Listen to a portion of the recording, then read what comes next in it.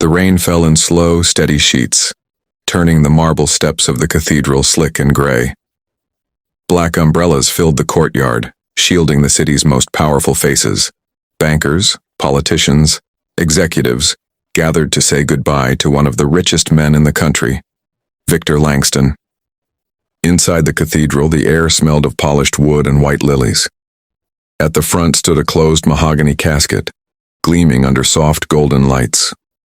A large portrait of Victor smiled down at the crowd, confident, sharp-eyed, untouchable. The priest spoke in a calm, rehearsed voice about legacy, success, and a life that had ended too soon. But not everyone listening believed those words. Outside, beyond the velvet ropes and security guards, stood a man no one had invited.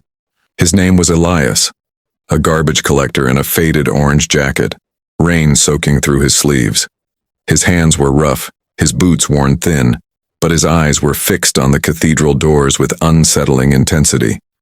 People passing by barely noticed him, assuming he was just another city worker doing his job. But Elias wasn't there by accident. Just 3 hours earlier, he had been working his usual early morning route behind a private medical facility owned by Langston Industries. As he lifted a heavy black disposal bag into the truck, something felt wrong. The bag was warm, too warm. And when it shifted, he heard something that made his blood freeze. A sound, a breath. Elias had torn the bag open with shaking hands, and what he saw haunted him still. A woman's face, pale, bruised, barely conscious. Alive. Before he could do anything more, alarms had gone off. Security rushed in. Someone shouted. The woman was taken away, and Elias was told, coldly, to forget what he'd seen. But he couldn't. Now, as the priest raised his hands to begin the final prayer, Elias pushed past the guards. "Wait!" he shouted, his voice echoing through the cathedral. Gasps rippled through the crowd. Security moved instantly, grabbing his arms. But Elias didn't stop shouting. "She's not dead," he cried. "You're burying a woman who's still alive." The room fell into stunned silence. Victor Langston's family stood frozen. Executives whispered furiously. The priest stepped back, pale.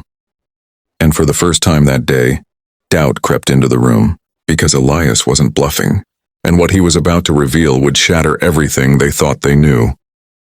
The church fell into stunned silence as every eye turned toward the garbage collector standing at the back. His uniform was worn, his boots muddy, but his voice carried a certainty that cut through the grief like a blade. "She's not dead," he repeated, louder now. Security moved immediately, but the billionaire, Victor Hale, raised a trembling hand. His heart was pounding.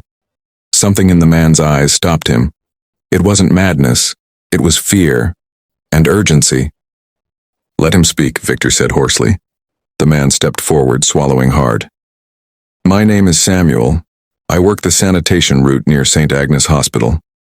3 nights ago, I was told to remove medical waste from a private wing. But when I opened the container, I heard breathing." Gasps rippled through the pews. Samuel's hands shook as he continued. "There was a woman inside, unconscious, barely alive. She looked exactly like the woman in that coffin." Victor's knees weakened. His wife, Eleanor, had been declared dead after a sudden illness. Doctors said her heart failed in her sleep. He had trusted them, trusted the hospital he funded. "Why didn't you report it?" someone shouted. "I tried," Samuel snapped back. "But when I called it in, men in suits showed up within minutes. They paid me to forget. Threatened my family when I refused. I hid her instead." The church erupted into chaos. Victor stormed toward the coffin, his hands trembling as he ordered it opened. The lid creaked back. Inside lay Eleanor, pale, still, perfect, too perfect. Samuel shook his head slowly. "That's not her." Victor froze. Samuel explained that Eleanor had a small scar near her collarbone from a childhood accident. "The woman I found had it. This one doesn't." A doctor pushed forward, stammering excuses, but Victor's stare silenced him. Decades of power sharpened into one terrifying command. "Call my security, call the police, lock this building." Minutes later, sirens wailed outside. Victor's world cracked open as the truth settled in. Someone had staged his wife's death. Someone wanted her gone, and him blind. As officers escorted Samuel out to give his statement, Victor whispered the words he never thought he'd say again. "Eleanor, you're alive." And somewhere in a hidden room connected to machines and lies, a woman's fingers twitched, just as the hunt for the truth began.